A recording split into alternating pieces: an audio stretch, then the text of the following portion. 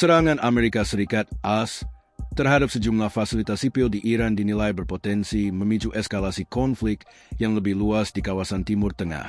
Dalam diskusi yang disiarkan Kompas TV Sabtu, 18 Juli 2026, dosen International Institute for Islamic Studies, Qasem Mohammadi, menilai serangan terhadap infrastruktur sipil seperti jembatan, bandara, hingga menara pemancar televisi bukan sekadar operasi militer biasa. Menurut Qasem, terdapat beberapa kemungkinan tujuan di balik serangan tersebut. Kalau melihat beberapa hari terakhir, Amerika telah menyerang infrastruktur di selatan Iran seperti bandara, jembatan, bahkan pusat-pusat sipil. Ada beberapa kemungkinan mengapa hal itu dilakukan, ujarnya. Ia menjelaskan, salah satu kemungkinan adalah untuk mempersiapkan operasi darat dengan melemahkan pusat logistik dan militer Iran. Namun menurutnya, opsi tersebut masih kecil karena keterbatasan jumlah pasukan dan logistik AS di kawasan.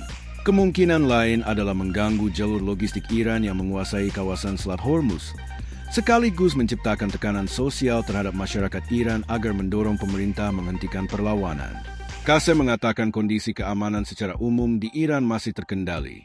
Menurutnya, serangan lebih banyak terjadi di wilayah selatan yang berdekatan dengan Selat Hormuz, sementara sebagian besar wilayah Iran tetap berada dalam kondisi aman. Sementara itu, praktisi sekaligus pengajar hubungan internasional dari Sinergi Policies, Dina Prapto Raharja, menilai eskalasi konflik sulit dihindari.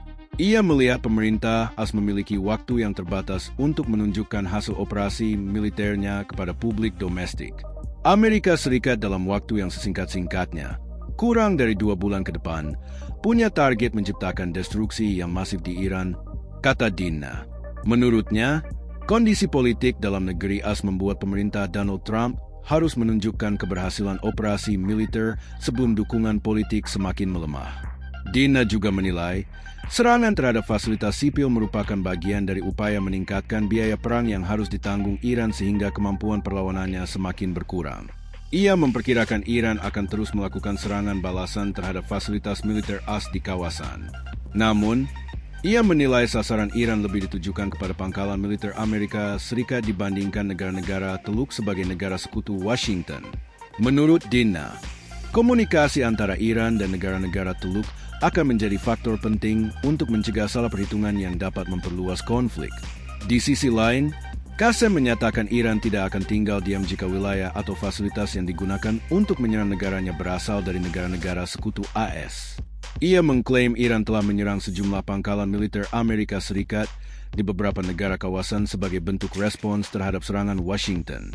Terkait peluang penyelesaian konflik, kedua narasumber sama-sama pesimistis proses negosiasi dapat segera dilakukan. Dina menilai negara-negara tetangga Iran, termasuk negara-negara Teluk dan Turki, memiliki peluang lebih besar membuka kembali jalur diplomasi dibandingkan kekuatan besar seperti Rusia, China, maupun Perserikatan Bangsa-Bangsa, PBB. Sementara Qasem berpendapat penyelesaian konflik akan sulit tercapai selama Amerika Serikat belum mengubah pendekatannya terhadap Iran. Menurutnya, ketegangan di kawasan, khususnya terkait Selat Hormuz, masih akan terus berlanjut. Krisis regional memanas, serangan beruntun AS, Iran, dan Israel.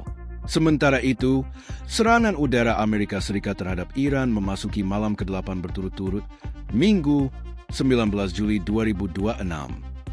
Mengutip Al Jazeera, Komando Pusat AS, CENTCOM, menyebut operasi ini sebagai bagian dari respons atas tewasnya 2 tentara Amerika dalam serangan Iran di Yordania. Presiden AS Donald Trump menegaskan bahwa kematian tersebut adalah hal yang sangat menyedihkan. Ia juga menegaskan komitmen AS dengan berkata, "Kami tidak akan pernah membiarkan Iran memiliki senjata nuklir." Di sisi lain, pemimpin tertinggi Iran Mojtaba Khamenei menuduh AS berulang kali melanggar gencatan senjata. Ia menyebut tanda tangan Trump dalam nota kesepahaman MOU yang baru saja ditandatangani bulan lalu tidak ada artinya dan tidak sah. Ketegangan semakin meluas ke kawasan Teluk dengan Kuwait melaporkan serangan udara Iran menghantam fasilitas perusahaan minyak milik negara setelah sebelumnya menuduh Iran menyerang pembangkit listrik dan pabrik desalinasi air. Situasi di Irak juga memburuk. Media lokal melaporkan konsulat AS di Erbil mengaktifkan sistem pertahanan udara setelah menjadi sasaran serangan drone. Sementara itu, Israel terus melanjutkan bombardir di Gaza. Serangan terbaru di kota Gaza menewaskan 4 warga Palestina, menambah jumlah korban sejak Jumat menjadi sedikitnya 24 orang.